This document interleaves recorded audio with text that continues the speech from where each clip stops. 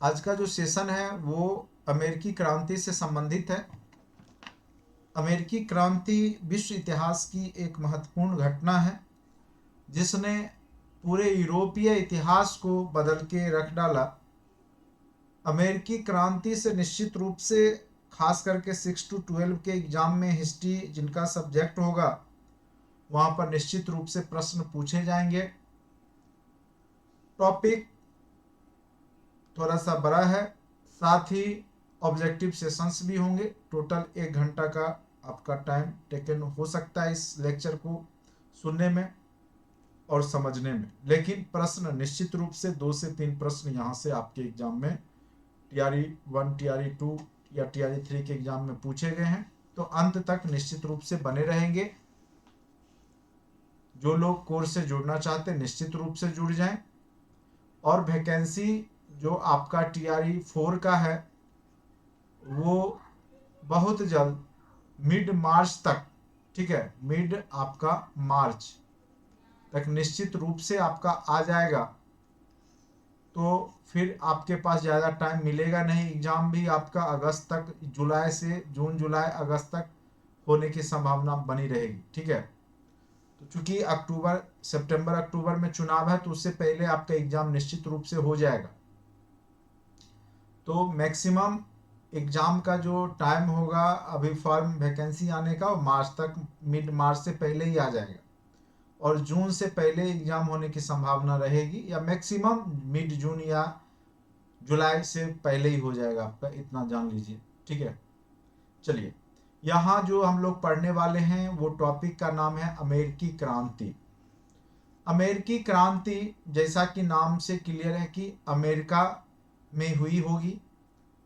और सबसे पहले हम लोग जानते हैं कि अमेरिका का खोज किसने किया। अमेरिका का खोज किसने किया था तो आपको पता होगा 1492 ईस्वी में कोलंबस नामक व्यक्ति, जो कि भारत की खोज करने स्पेन से निकलता है। ये वास्तव में कोलंबस स्पेन का नागरिक नहीं है, ये है जेनेवा जगह है, ठीक है, वहाँ का ये नागरिक था। इटली का एक टापू है उसी का नाम था। ये स्पेन के तरफ से भारत की खोज करने निकलता है, लेकिन यह 1492 ईस्वी में अमेरिका, जो कि नई दुनिया उस समय जानी गई थी, नई दुनिया, क्योंकि इससे पहले यूरोप वासियों को इस स्थल के बारे में जानकारी नहीं थी, उत्तरी अमेरिका और दक्षिण अमेरिका के बारे में। तो अमेरिका की खोज कोलंबस ने किया 1492 ईस्वी में। लेकिन अमेरिकी क्रांति जो 1776 ईस्वी के आसपास की घटना है, इसको हम लोग समझेंगे आखिर क्यों वहां पे क्रांति हुआ। तो सबसे पहले इतना जानिए कि जो अमेरिका है उसके मूलवासी वहां कम ही रहते हैं। मैक्सिमम लोग यूरोप से ही या अफ्रीकी महादेश से जाकर के वहां पर बसाए गए थे, क्योंकि नई दुनिया का जब व्यापारियों ने किया और खास करके ब्रिटेन वासियों ने, तो वहां पर वो विभिन्न देशों से अपने गुलामों को ले जाते थे काम करवाने के लिए। उसी क्रम में उन्होंने जो है अफ्रीका महादेश से भी बहुत सारे गुलाम को ले गए। साथ ही ब्रिटेन के जो उद्योगपति लोग थे वो भी जा जा करके वहाँ पे बसे। और मैक्सिमम आबादी आप देखेंगे अमेरिका का तो वो यूरोपियन लोगों से भरा पड़ा है, और कुछ पार्ट आपको दिखेगा वो अफ्रीका महादेश के निग्रो जाति के लोग वहाँ पे निवास करते हैं, ठीक है। ये इसका आप कह सकते हैं कि भौतिक बनावट या वहाँ का जो लोगों का जो मिश्रण है, मिक्सचर है, सभी प्रजाति के लोग वहाँ आपको दिखेंगे, यही रीजन है, ठीक है। यहाँ पर हम लोग अमेरिकी क्रांति के पीछे रीजन को समझेंगे, क्योंकि अमेरिकी वासी मैक्सिमम ब्रिटेन से ही आए थे। और आपको पता होगा ब्रिटेन में 1688 ईस्वी में ही गौरवपूर्ण क्रांति हुई थी, और वहाँ पे एक प्रकार से कह सकते हैं लोकतंत्र की स्थापना की बात हुई थी। यानी वहाँ के जो जनता थी वो जनतंत्र में विश्वास करती थी, लोकतंत्र में विश्वास करती थी। और अमेरिका में किसका शासन चल रहा है तो अंग्रेजों का शासन चल रहा है। किसका शासन चल रहा है? ब्रिटेन वासियों का ही शासन चल रहा है, अंग्रेजों का ही शासन चल रहा है। लेकिन क्योंकि ये लंबे समय तक जब अमेरिका में रहते हैं अंग्रेज ही हैं, लेकिन लंबे समय तक रहने के बाद ये जो अंग्रेजों के माध्यम से, इंग्लैंड के माध्यम से जो उन पर शासन किया जा रहा था, उसके खिलाफ में, वहाँ के शासक के खिलाफ में, वहाँ के इंग्लैंड के राजा के खिलाफ में एक क्रांति करते हैं। क्रांति एक आमूलचूल परिवर्तन लाने का प्रयास करते हैं, जिससे कि अमेरिका को, अमेरिका वासी को ज़्यादा से ज़्यादा बेनिफिट हो, फायदा हो। तो ये पूरा घटनाक्रम कहीं ना कहीं पूरे यूरोप को प्रभावित करता है। बाद में आगे चल करके हम लोग इसके परिणाम को भी देखेंगे। सबसे पहले हम लोग इसके भूमिका के तहत पढ़ेंगे विश्व इतिहास के मूल स्वरूप में यूरोपियन उपनिवेशवाद एवं उससे मुक्ति का इतिहास है। ठीक है, विश्व इतिहास वास्तव में है क्या? तो यूरोपियन उपनिवेशवाद और उससे मुक्ति का इतिहास।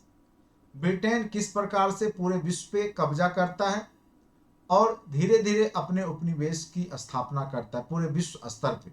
आपको पता होगा भारत भी इस समय गुलाम है, और भारत की भी स्थिति आपको पता होगा 1757 के समय में क्या हुआ था, आपका प्लासी का युद्ध हुआ था, और उसके बाद अंग्रेजों ने भारत को अपने अधीन करना शुरू कर दिया था। एक तरफ ब्रिटेन का जो दबदबा है अमेरिका पे भी है, तो वहां के जो लोग हैं वो अंग्रेजों से मुक्ति का प्रयास करेंगे। तो उससे मुक्ति का इतिहास है। इसके परिप्रेक्ष्य में अमेरिकी क्रांति अपने कारण परिणाम दृष्टियों से उल्लेखनीय है।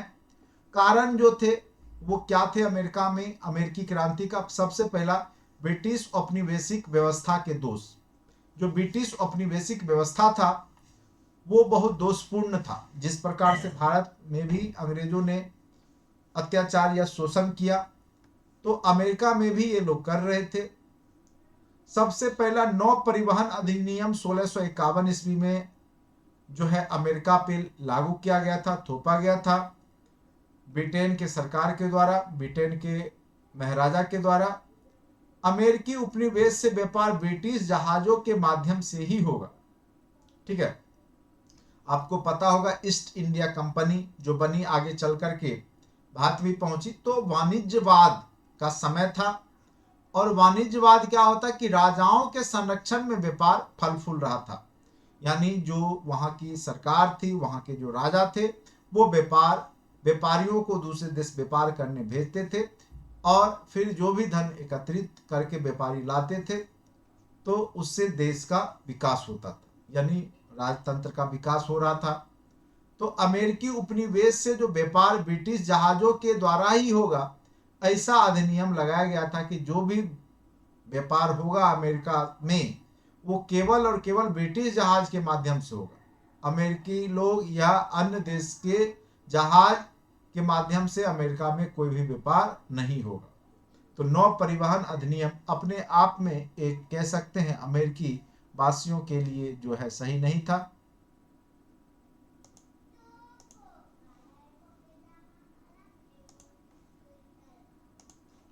उसके बाद दूसरा है व्यापार अधिनियम।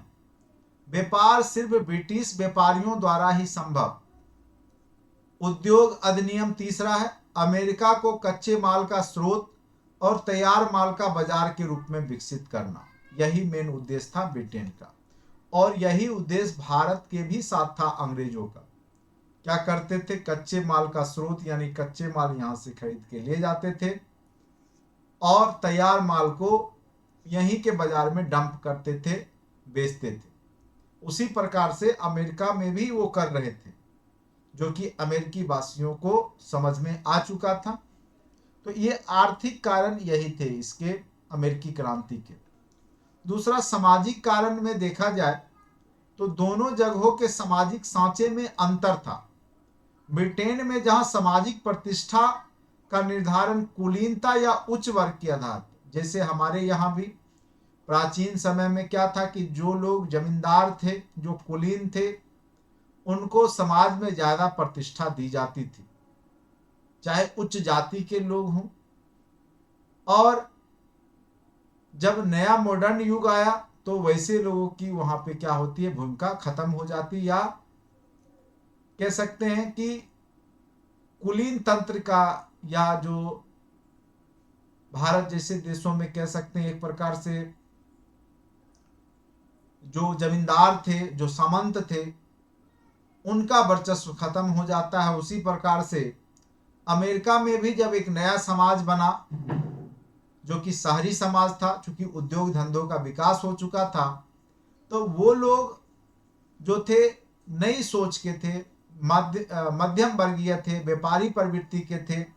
तो उनके यह समाज का आधार केवल उच्च वर्ग या कुलीनता नहीं था, बल्कि जो परिश्रम और लगन से मेहनत करके जो अपना एक पहचान बनाया था समाज में, उसको वो लोग ज़्यादा प्रतिष्ठा देते थे।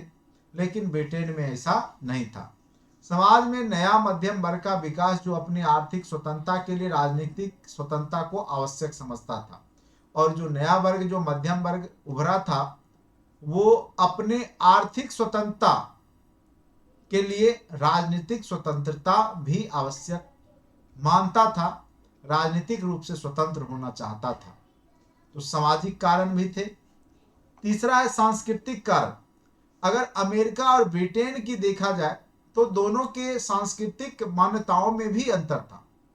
ब्रिटेन में एंग्लिकन जो कि राज के हस्तक्षेप वाला चर्च था, जिसमें राज हस्तक्षेप करता था, जबकि अमेरिका में प्यूरिटन समुदाय का प्रभाव था। कई बार पूछेगा कि अमेरिका में किस समुदाय का प्रभाव था, ईसाई संप्रदाय का या समुदाय का, तो प्यूरिटन था अमेरिकी वासी, जबकि एंग्लिकन थे इंग्लैंड वासी, जो धार्मिक कारणों से अमेरिका में बस गए थे, धर्म और राजनीति को अलग मानते थे और वो इंटरफेयर नहीं करते थे।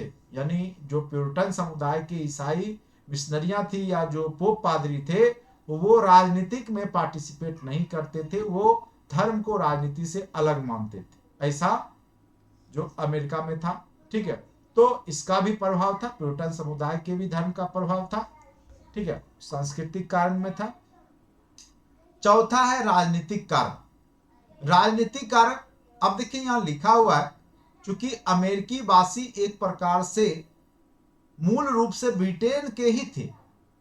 ब्रिटेन में 1688 ईस्वी में ही संसदीय व्यवस्था यानी लोकतंत्र की स्थापना हो चुकी थी। अतः अमेरिकी वासी जो ब्रिटेन से आए थे वो तो स्वतंत्रता प्रेमी थे ही, लेकिन जब उनको यहाँ पे राजनीतिक रूप से स्वतंत्रता नहीं मिल रही थी, तो कहीं ना कहीं वो राजनीतिक स्वतंत्रता का प्रयास कर रहे थे। राजनीतिक विचार के द्वारा स्वतंत्रता, समानता, बौद्धिकता, तर्क, मानवतावाद पर जोर तथा थॉमस जेफरसन जैसे विचारकों के द्वारा यह प्रचार की ब्रिटिश शासन के प्रति विद्रोह अमेरिका का प्राकृतिक अधिकार। तो एक व्यक्ति हैं, विचारक हैं, थॉमस जेफरसन, और उन्होंने क्या कहा कि ब्रिटिश शासन के प्रति विद्रोह अमेरिका का प्राकृतिक अधिकार, और साथ साथ शिक्षा एवं पत्रकारिता के विकास में भी स्वतंत्रता की चेतना में वृद्धि हुई। तो ये उसके राजनीतिक कारण थे। ठीक है, जो कि अमेरिकी वासियों को प्रेरित किया अमेरिकी स्वतंत्रता संग्राम के लिए। उसके बाद अन्य घटनाओं की भी भूमिका वहां पे रहती है। सबसे पहली घटना यह सप्तवर्षीय युद्ध को देखेंगे, जो कि 1756 से 63 के बीच में, 1756 से 63 के बीच में किसके किसके बीच होता है? तो इंग्लैंड और फ्रांस के बीच में सप्तवर्षीय युद्ध होता है, जिसमें कि इंग्लैंड की जीत होती है, फ्रांस हार जाता है। जब फ्रांस हारता है तो उसे बदले की भावना होती है, और जब अमेरिकी क्रांति में अमेरिकी लोगों ने ब्रिटेन का विरोध किया, इंग्लैंड का विरोध किया, तो ये फ्रांस ने इसका साथ देना शुरू कर दिया। किसका? तो अमेरिका का। ठीक है, तो ब्रिटिश और फ्रांस के बीच लड़ा गया, जिससे फ्रांस की हार हुई। परिणाम स्वरूप फ्रांस द्वारा अमेरिका का समर्थन दे दिया गया 1775 ईस्वी। ठीक है, क्योंकि यहाँ जो है इंग्लैंड ने फ्रांस को हराया था, अब फ्रांस का भी काम था कि इंग्लैंड को किसी तरीका से हरा जाए। अकेले तो वो हरा नहीं पाया, तो उसने अमेरिका को साथ देना शुरू कर दिया। ठीक है, तो ये भी प्रमुख कारण था, हवा को तेज कर दिया था फ्रांस ने। उसके बाद 64-65 में क्या हुआ? 1764-65 में 2 एक्ट अंग्रेजों के द्वारा, इंग्लैंड के द्वारा अमेरिका में लागू कर दिया गया। सबसे पहला था शुगर एक्ट, जिस कारण से जो चीनी था, शक्कर था, उसके कीमत में वृद्धि हो गई। दूसरा था स्टाम्प टैक्स एक्ट, पत्र पत्रिका पे जो स्टाम्प लगाए जाते थे तो उसमें टैक्स बढ़ा दिया गया, जिससे कि पत्र भेजना थोड़ा सा महंगा हो गया। तो ये अमेरिकी वासियों को जो है अच्छा नहीं लगा। सबसे महत्वपूर्ण कारक तत्कालिक कारण है, वो है बोस्टन की चाय पार्टी। कई बार आपको एग्जाम में पूछ देगा, तो बोस्टन की घटना क्या है उसको अच्छे से समझिए। बोस्टन की टी पार्टी भी हम लोग बोलते, कोई वहां पे चाय बना के किसी को पिलाया नहीं जा रहा था, बल्कि आपने पढ़ा होगा बोस्टन की जो चाय पार्टी की घटना है वो क्या होता है, पहले यहां पे सुनिए। 1773 में इंग्लैंड में लॉर्ड नॉर्थ की सरकार रहती है और उन्होंने एक नई चाय नीति लाया, और उसके अनुसार क्या था कि ईस्ट इंडिया कंपनी एशियाई देशों, पहले क्या था कि सबसे पहले ईस्ट इंडिया कंपनी एशियाई देशों से जो चाय लेके आएगा वो ब्रिटेन जाएगा, फिर ब्रिटेन से अमेरिका जाता था। लेकिन इस बार क्या हुआ कि लॉर्ड नॉर्थ की सरकार ने घोषणा किया कि अब चाय सीधे ब्रिटेन ना ला करके सीधे अमेरिका को भेजना है, जिससे कि अमेरिकी वासियों को चाय सस्ती उपलब्ध हो। लेकिन अमेरिकी वासियों को लगा कि इसके बहाने, चूंकि इससे पहले भी टैक्स अमेरिका पे लगाया जा चुका था ब्रिटेन के द्वारा, वहां के राजाओं के द्वारा, तो अमेरिकी वासी को लगा इसी बहाने फिर ये लोग टैक्स बढ़ाने वाले। और अमेरिकी वासियों ने क्या किया, सैमुअल एडम्स के नेतृत्व में 16 दिसंबर 1773 को बोस्टन एक बंदरगाह था जहां पर कि चाय टी का जो पैकेट जो था वो वहां पहुंचा था, जिसको कि विद्रोहियों ने जहाज से समुद्र में फेंक दिया। और प्रतिक्रिया स्वरूप, अब चूंकि पूरा जहाज के ही चाय को जब फेंक दिया गया, तो ब्रिटेन की सरकार ने बहुत सारे कदम उठाए। खास करके क्या कदम है वो सुनिए। बोस्टन बंदरगाह को बंद कर दिया गया। बोस्टन बंदरगाह को क्या किया गया, तो बोस्टन बंदरगाह को बंद कर दिया गया। स्थानीय स्वशासन भंग कर दिया गया, सभाओं पर प्रतिबंध लगा दिया गया, और साथ ही सैनिक चौकसी बढ़ा दी गई। ब्रिटिश सरकार के इन कदमों से अमेरिकी वासी और प्रतिरोध करने लगे और उनके अंदर प्रतिरोध विकसित होने लगा। और उन्होंने क्या किया कि फिलाडेल्फिया में एक प्रतिनिधि सम्मेलन बुलाई अमेरिकी वासियों ने, और जिसमें अमेरिकियों के अधिकार की घोषणा उन्होंने किया। और 1765 के बाद जितने भी कानून या टैक्स एक्ट लाए गए थे ब्रिटेन के द्वारा, उस सभी कानून को रद्द करने की मांग की। साथ ही अंग्रेज के द्वारा जो वस्तु वहां पे खरीद बिक्री हो रही थी उसका बहिष्कार किया, सुरक्षित समिति का गठन किया, और साथ साथ हथियार उठाना शुरू कर दिया। 19 अप्रैल 1775 को, याद रखेंगे, लैक्सिंगटन जगह का नाम है, लैक्सिंगटन। ये बहुत महत्वपूर्ण जगह है, एग्जाम में पूछेगा। लैक्सिंगटन में अमेरिकी वासी और ब्रिटिश वासियों में पहला प्रत्यक्ष, ब्रिटिश सेना के बीच में पहला प्रत्यक्ष सैन्य संघर्ष हुआ लैक्सिंगटन में 19 अप्रैल 1775 को। कई बार 18 अप्रैल भी दे देता है, लेकिन 19 अप्रैल याद रखिएगा। 19 अप्रैल 1775 को अमेरिकी वासी और ब्रिटिश वासियों या सेनानियों के बीच में यहाँ पे युद्ध हुआ। फ्रांस ने अपनी सेना अमेरिका की तरफ से भेजी। स्पेन और पुर्तगाल का व्यापारिक कारणों से समर्थन एवं सहयोग मिला अमेरिका को, और जिस कारण से 4 जुलाई 1776 को फिलाडेल्फिया से सम्मेलन आयोजित कर अमेरिका के स्वतंत्रता की घोषणा कर दी गई, और इस प्रकार अमेरिका ब्रिटिश उपनिवेशवाद से मुक्त हो गया और एक स्वतंत्र देश बना। तो कई बार पूछेगा कब सम्मेलन आयोजित करके घोषणा किया गया था, तो 4 जुलाई 1776 ईस्वी को। ये डेट एकदम नहीं भूलेंगे। कब अमेरिकी वासी और ब्रिटेन सेनाओं के बीच में युद्ध हुआ, तो 19 अप्रैल 1775 ईस्वी को। ठीक है, तो ये सब प्रश्न बार बार एग्जाम में पूछे जाएंगे आपके। लास्ट में जब ऑब्जेक्टिव सेशन करेंगे तो वहां भी यह क्वेश्चन दिखेगा। अब देखिए प्रभाव के रूप में क्या थे, राजनीतिक, आर्थिक, सामाजिक, सांस्कृतिक और राजनीतिक प्रभाव। पहला, स्वतंत्रता की भावना का विकास होगा, लोकतंत्र की स्थापना हुई और अमेरिका का लिखित संविधान बनाया गया और वहां गणतंत्रवाद का विकास हुआ। गणतंत्र मतलब राष्ट्र प्रमुख जो होगा वो जनता के माध्यम से ही चुने जाएंगे, राजतंत्र नहीं चलेगा वहां, ठीक है, जैसे भारत में है उस प्रकार। आर्थिक सुधार, नए सुधार कार्यक्रम के तहत कृषि, उद्योग, व्यापार पर विशेष जोर दिया गया, साथ ही सहायता दी गई सरकारी। अमेरिकी मुद्रा जारी की गई जो डॉलर है, ठीक है, साथ ही इसका समुचित संचालन की व्यवस्था की गई। जो परस्पर जातियां समानता थी गोरे काले के बीच में, वहां भी विभेद था, वो समाप्त हुआ। स्त्री पुरुष की समानता पर बल दिया गया। समाज में मध्यम वर्ग के महत्व स्थापित हुए। सांस्कृतिक प्रभाव के रूप में क्रांति के पश्चात अमेरिका में प्यूरिटन धर्म के काल में धर्मनिरपेक्ष राज्य की स्थापना हुई और धार्मिक स्वतंत्रता पर वहां पे बल दिया गया। तो अमेरिका के अंदर में आंतरिक स्थिति में ये सब बदलाव आए। फिर अमेरिकी क्रांति का जो अन्य यूरोपीय देशों पे प्रभाव पड़ा वो देखिए। ब्रिटेन पे क्या प्रभाव पड़ा, तत्कालिक जो शासक वहां जॉर्ज तृतीय है उनके व्यक्तिगत शासन का अंत हुआ। साथ ही प्रधानमंत्री जो थे लॉर्ड नॉर्थ, उनको भी त्याग पत्र देना पड़ा। अमेरिका के विकल्प के रूप में ऑस्ट्रेलिया का विकास किया, किसने, तो इंग्लैंड वासियों ने, अंग्रेजों ने। भारत को एक आदर्श उपनिवेश बनाने की दिशा में तेज लाई। उसके बाद ही देखे होंगे 1793 ईस्वी से आप देखेंगे कि बहुत ज्यादा भारत में अंग्रेज जो है शासन व्यवस्था सुदृढ़ करना शुरू कर दिए, यानी कब्जा करना शुरू कर दिया। लॉर्ड डलहौजी ये सब पढ़े होंगे, ठीक है। ब्रिटेन के औपनिवेशिक नीति में परिवर्तन आए, कुछ संदर्भों में मित्रता पूर्वक नीति अपनाई गई तथा स्वायत्तता बढ़ाया गया। तो अंग्रेज की कुछ नीतियां भी यहाँ बदलाव किया गया।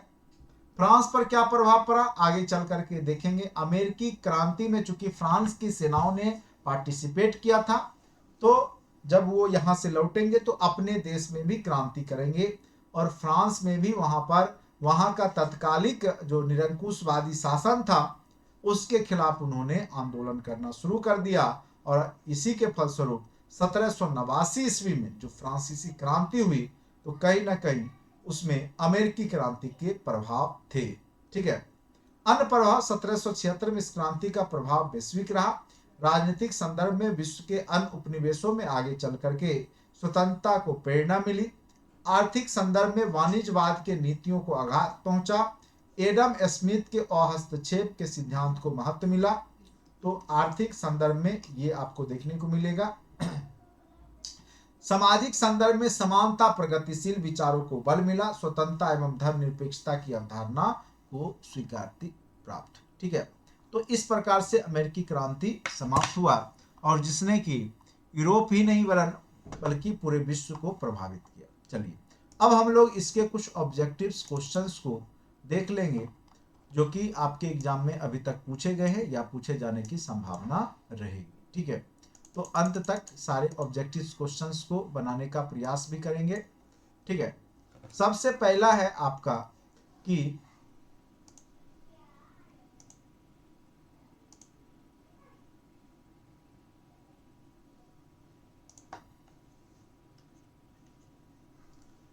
अमेरिका का पता किसने लगाया।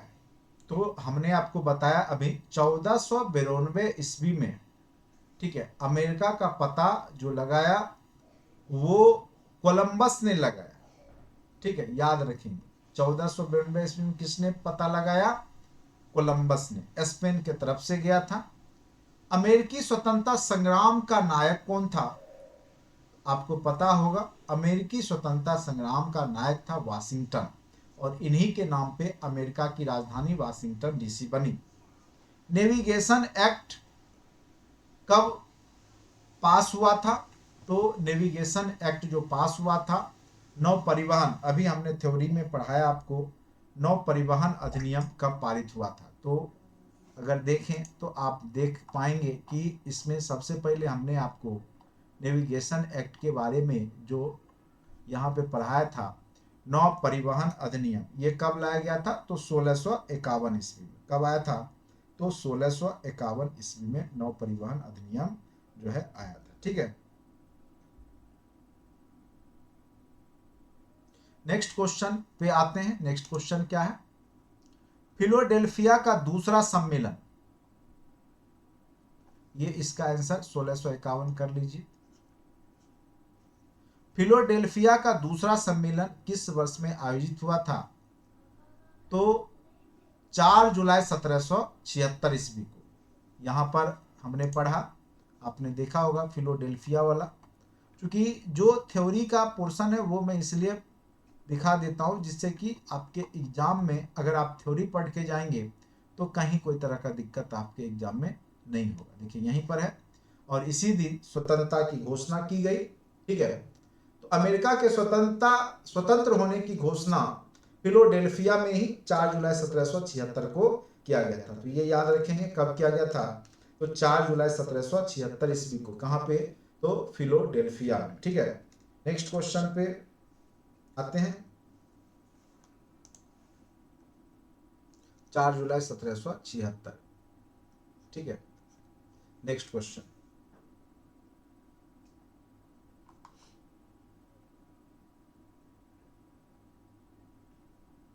नेक्स्ट क्वेश्चन है, स्वतंत्रता का घोषणा पत्र किसने तैयार किया था? तो स्वतंत्रता का घोषणा पत्र देखिए थ्योरी में भी होगा, किसने किया था? तो जेफरसन ने किया था। ठीक है, थॉमस जेफरसन ने यहाँ पर किया था। कहीं वो भी थ्योरी पार्ट में होगा, जेफरसन का नाम हमने पढ़ा था, वो भी होगा कहीं। ठीक है, यहाँ देखिए है ना, थॉमस जेफरसन। तो इसका आंसर क्या हो जाएगा? Thomas Jefferson. ठीक है, नेक्स्ट क्वेश्चन, अमेरिकी स्वतंत्रता संग्राम में किस देश ने उपनिवेशों की सहायता की? तो आपको पता होगा कि फ्रांस ने सहायता किया था। ठीक है, क्योंकि इंग्लैंड और फ्रांस के बीच में जो सप्तवर्षीय युद्ध हुआ 56 से 63, उसमें फ्रांस हार जाता है।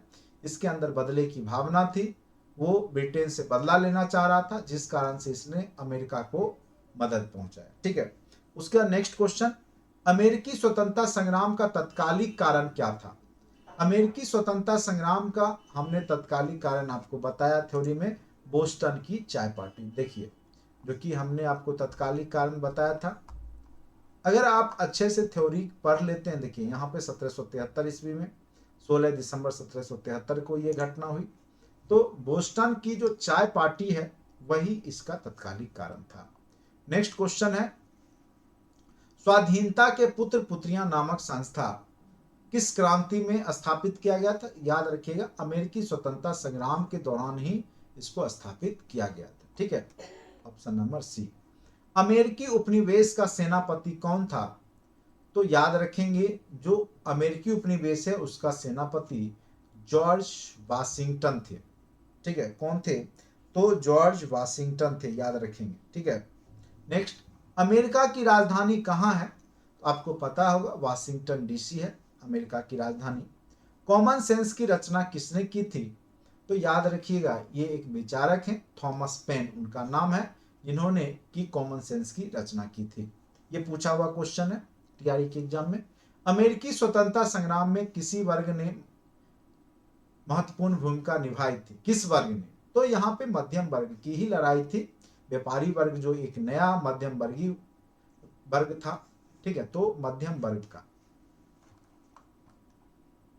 क्रिस्टोफर कोलंबस कहाँ का निवासी था? तो याद रखिएगा जेनेवा का निवासी था। ऐसे स्पेन के तरफ से गया था, लेकिन ये निवासी था जेनेवा का। ये क्वेश्चन कई बार आपको कंफ्यूज कराने के लिए पूछेगा। सप्तवर्षीय युद्ध में किस देश की विजय हुई थी? तो आपको पता होगा इसमें इंग्लैंड जीत गया था और फ्रांस हार गया था। फिलोडेल्फिया का प्रथम कांग्रेस कब हुआ था? तो फिलोडेल्फिया का जो प्रथम कांग्रेस है वो 1775 ईस्वी में हुआ।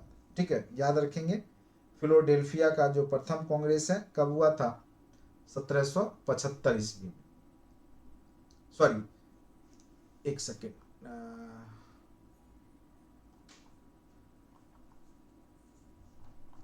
थ्योरी देख लेते हैं 1775, हाँ प्रथम 1775 ईस्वी में हुआ था, ठीक है, 1775 ईस्वी में। किधर गया, हाँ 1775 ईस्वी में। अमेरिका कब स्वतंत्र हुआ था? तो 1776 ईस्वी में, 4 जुलाई 1776 ईस्वी को अमेरिका स्वतंत्र हुआ था, ठीक है। यहाँ देखिए लिखा हुआ 4 जुलाई, यहीं पे इसकी स्वतंत्रता की घोषणा की गई थी। इंग्लैंड ने उत्तरी अमेरिका में अपने कितने उपनिवेश स्थापित किए थे? तो 13, याद रखेंगे। आगे चल करके अमेरिकी गृह युद्ध होता है, वो कल मैं आपको नेक्स्ट क्लास में पढ़ाऊंगा। 15वीं शताब्दी के अंत में अमेरिका का पता किसने लगाया था? तो 1492 ईस्वी में अमेरिका का पता कोलंबस ने ही लगाया था, जो कि जेनेवा का था। सप्तवर्षीय युद्ध किन 2 देशों के बीच में हुआ था? तो हमने बताया था आपको, ब्रिटेन और फ्रांस के बीच में सप्तवर्षीय युद्ध हुए थे। अमेरिकी स्वतंत्रता संग्राम के समय इंग्लैंड का राजा कौन था? तो अभी तुरंत हमने बताया था, जॉर्ज तृतीय, ठीक है। किस संधि के द्वारा अमेरिकी, ये गलती लिखा हुआ, अमेरिकी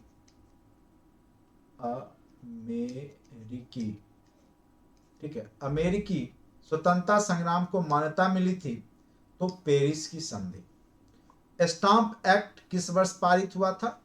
तो स्टाम्प एक्ट जो पारित हुआ था वो आपको 1765 ईस्वी में पारित हुआ था, जो कि थ्योरी में भी हमने आपको बताया था। स्टाम्प एक्ट अन्य कारण में हमने पढ़ा था। देखिए 2 एक्ट, एक शुगर एक्ट, एक 1765 का स्टाम्प एक्ट, जिसको कि हमने घेरा पहले ही लगा रखा है। अमेरिकी स्वतंत्रता संग्राम में अंग्रेजों का सेनापति कौन था? तो याद रखेंगे, देखिए अमेरिकी जब स्वतंत्रता संग्राम हुई तो अंग्रेजों के तरफ से, अमेरिका का नहीं पूछ रहा, अंग्रेजों का, तो कॉर्नवालिस ही थे। कौन थे? तो लॉर्ड कॉर्नवालिस। आगे चल करके ये इंडिया भी आते हैं। अमेरिकी संविधान कब लागू हुआ?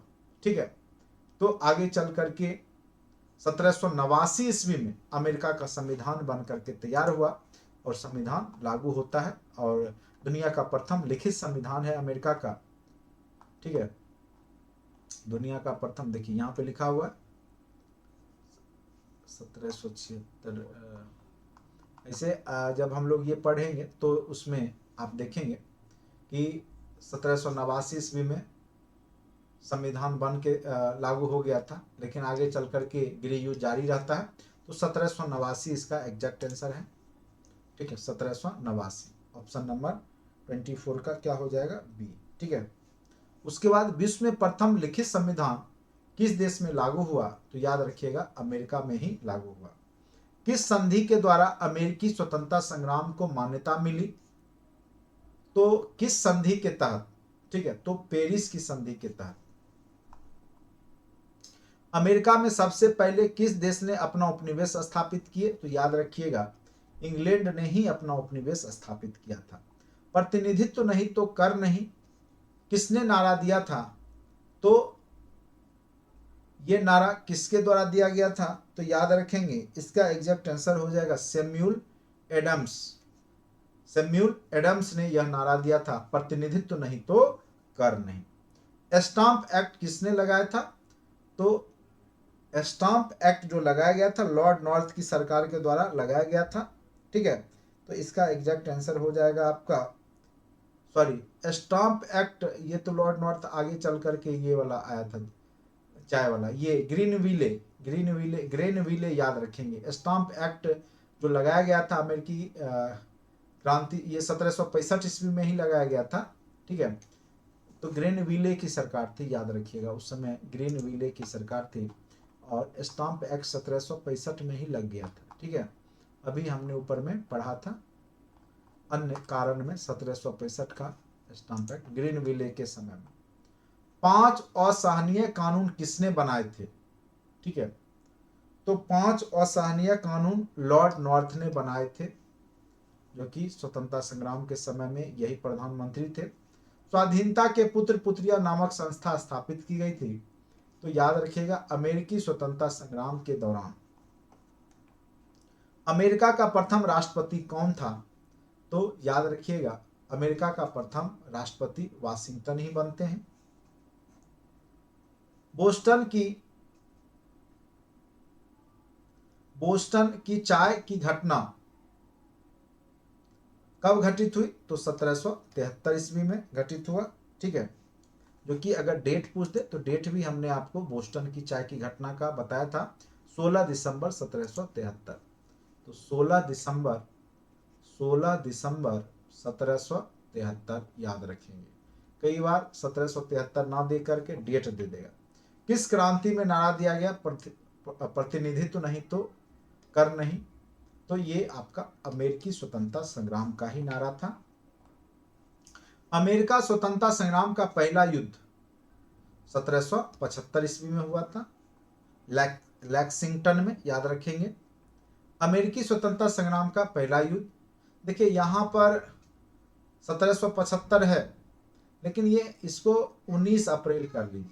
19 अप्रैल ही देगा एग्जाम में। अगर 18 भी दे देगा, चूंकि एक आध दिन का अंतर है, उतना मायने नहीं रखता है। तो 19 अप्रैल 1775 ईस्वी में याद रखेंगे। ठीक है, अमेरिकी स्वतंत्रता संग्राम का पहला युद्ध कहाँ हुआ था? तो हमने बताया था लैक्सिंगटन में हुआ था। कहाँ पे हुआ था? लैक्सिंगटन में। ठीक है, नेक्स्ट क्वेश्चन, जॉर्ज तृतीया के किस नीति उपनिवेशियों ने आक्रोश जो है पनपा था? तो प्रजातीय विभेद की नीति। तो जॉर्ज तृतीया का व्यक्तिगत शासन की नीति, इसका आंसर क्या हो जाएगा? व्यक्तिगत शासन की नीति। अमेरिकी उपनिवेशवासी ईसाई धर्म के किस संप्रदाय को मानते थे? तो प्यूरिटन को मानते थे। एंग्लिकन मानता था इंग्लैंड बस। क्यूबेक एक्ट किस देश के पास हुआ? ठीक है, तो ये कनाडा। आयरिश फ्री स्टेट किस स्टेट को कहा जाता है? तो आयरलैंड को।